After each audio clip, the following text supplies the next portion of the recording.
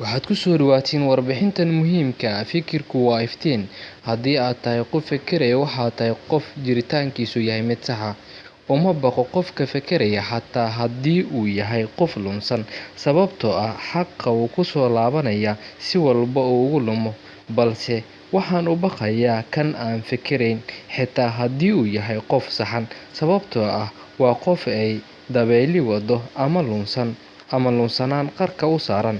Sheekh Moxamed Al-Qaazi ayaa yiri oraahdaas isaga oo isbarbardhigaya qofka fekeraya iyo qofka aan fekerin, tilmaamayana inuu fikirku yahay mid qofka u iftiiminaya wax badan.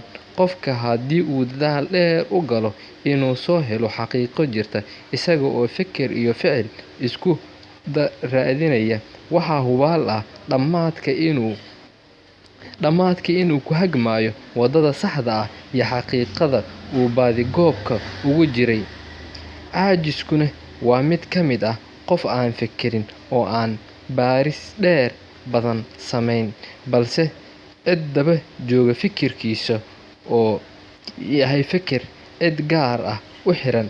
Waxaa hubaal ah haddii fikirka shaqsi kale aad ku shaqayso inuu qarka u saaran yahay qofkaasi lunsanaan, uuna xaqiiqooyin badan dhinac ka mari doono. Fikirku waa iftiinka qofka. Falsafi Faransiis ah oo magaciisu la yiraahdo Descartes ayaa maalin waxa uu safar falsafi ah la galay naftiisa, isaga oo baadigoob ugu jiray qofnimo.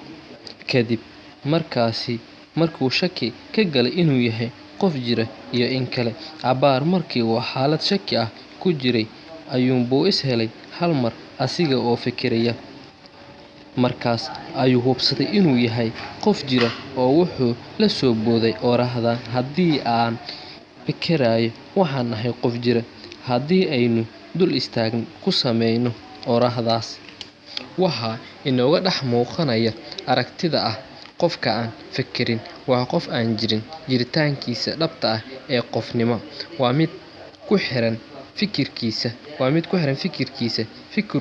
Fikirkuna waa aalad ku taabsiin karta jiritaankaaga qofnimo, kuna tusin karta ruuxa aad tahay adiga qudhaada. Fikirku waa haldoor qofka inuu mustaqbalkiisa dambe iyo kiisa horeba ka fekero, uuna is weydiiyo xaaladaha uu markaasi ku sugan yahay ayaa waxa ay tahay tallaabo u fududeynaysa inuu horumar iyo mustaqbal wanaagsan ku gaari lahaa waddaduu ku gaari lahaa ayay tusinaysaa. Fikirku waa garaad iyo garasho aad ku garan karto waxyaabaha sida adag kaaga qarsoon oo mugdiga ee kaaga jiro ayaad ku fahmi kartaa. Fikirku waa luqad aad kula sheekaysan karto Eebbe, aadna ku fahmi karto fariimihiisa badbaadineed ee mar walba ku soo dhacaya qalbigaaga.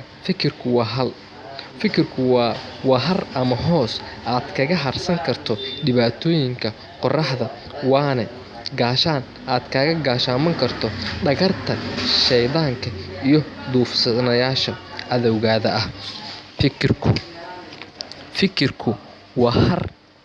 Fikirku waa arag aad meel dheer wax kaga arki karto adiga oo wax indhaha lahayn.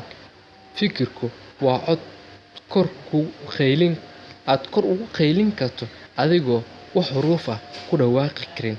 Waa maqal aad si fiican wax uga maqli karto adigoon wax dhaga ah lahayn.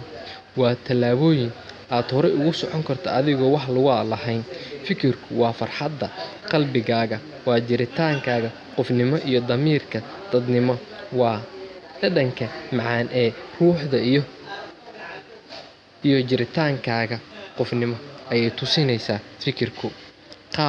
Fikirka khaldan haddii aan wax ka cabirno fikir qiil raadis ah, hadal leexleexin ayuu isku dayaa qofka fikirkiisu yahay mid qaldan.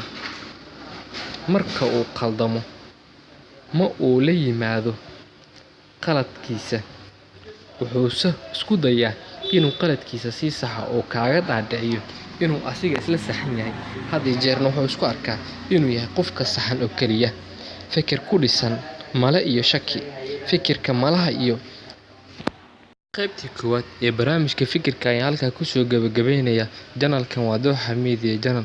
Fadlan subscribe saar, like, share intaba si aad dhiirigelin weyn ugu noqoto isla channelkan oo idiin soo gudbin doona barnaamijyooyin kale oo aad u xiiso badan oo ah kuwa waxtar leh isla markaasna dadka ay ka faa'iidi doonaan.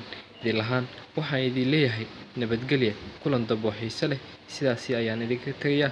Mahadsanidin dhammaantiin. Aan isla socono waxaan soo gudbin doonaa